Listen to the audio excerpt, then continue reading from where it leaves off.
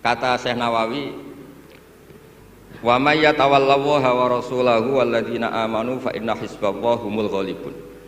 Siapa yang mempertuhankan Allah, mengikuti semua aturannya Allah, seterusnya terus pasukan Allah itu pasti menang.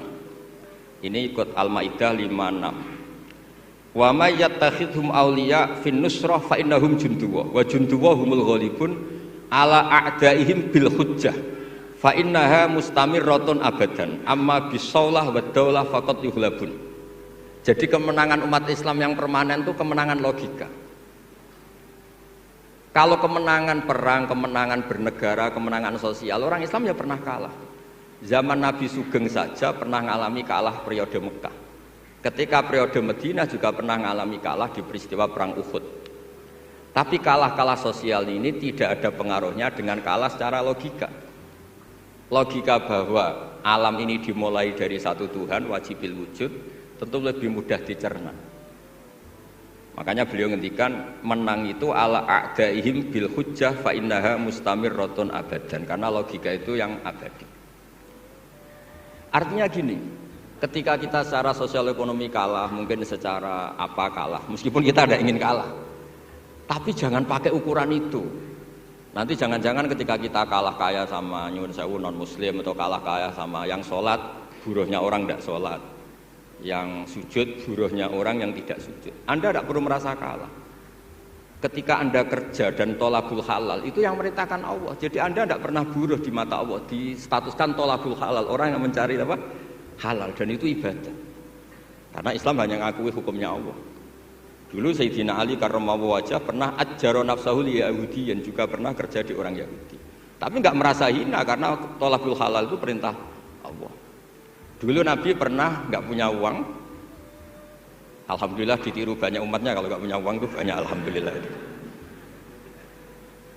Semoga jangan karena ingin punya uang ingin jadi dosen, berarti nyari jadi guru karena ingin punya uang. Semoga enggak jadi guru karena ingin ngajar. Nggih monggo niki tobat niki gitu.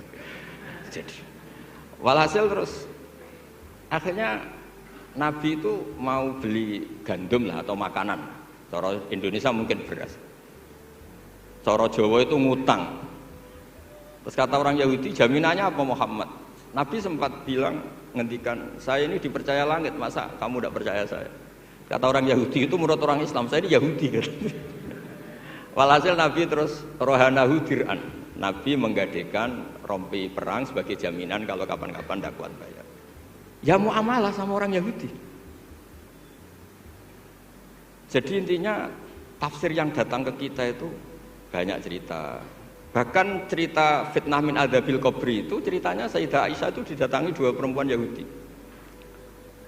Sayyidah Aisyah itu dermawan sekali.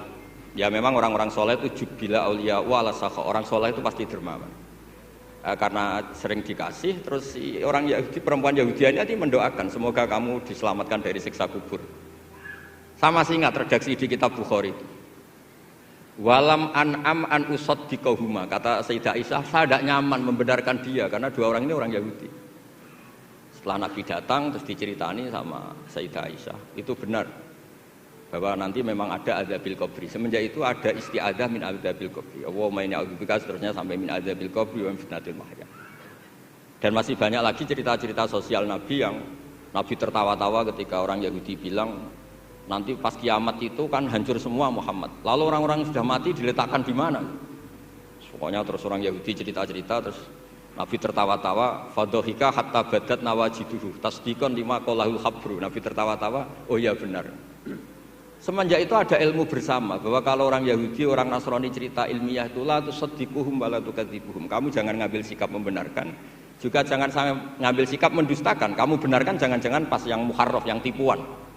Kamu dustakan jangan-jangan yang masih orisinil. Makanya secara ilmiah Nabi ngintikan la tusaddiquhum wa la tukadzibuhum. Intinya tidak ngambil sikap ekstremis itu juga ajaran tafsir yang sampai ke kita. Karena kita ini butuhnya menang fil hujjah. Dan Allah sering ngendikan di beberapa ayat, diantaranya tentu qul falillahil hujjatul baligh. Makanya di sini saya itu profesor sering ngaji di sini Pak Kures, tapi entah lupa apa tidak, saya itu sering ngaji direktorat sama Pak Fathul Wahid. Harusnya sudah jadi kiai, karena sering ngaji sama saya. Tapi kalau jadi kiai kan kata Profesor Zaini itu pernah cerita kalau jadi kiai itu rezekinya agak jelas, nggak per bulan dapat apa gaji. Makanya Pak Zaini pas ketua ini sayang Bu Ova nggak hadir karena beliau di Jakarta, putri Pak Zaini sekarang yang jadi rektor di UGM. Itu ada ustadz latihan kiai itu jatuh di Indramayu, pas itu beliau ketua wilayah itu Kemenak di Indramayu. Itu jatuh, santrinya tuh susahnya bukan main, tapi kata kiainya nggak apa-apa, masih kan. Ternyata yang dipegang itu salam template itu. Jadi badannya nggak dipikir tapi masih. Karena dulu jadi kiai itu susahnya minta ampun. Makanya profesi ini sudah jarang yang mau.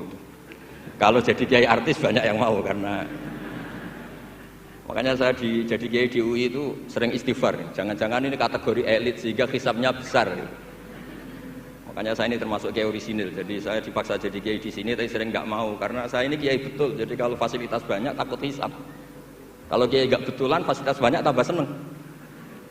Nah ini bukan nyindir siapa-siapa, ini memang aturan ikhlas begitu, mukhlisina lahuddin, enggak nyindir siapa-siapa, memang aturannya begitu. Saya cerita di keluarga saya yang masih megangi itu.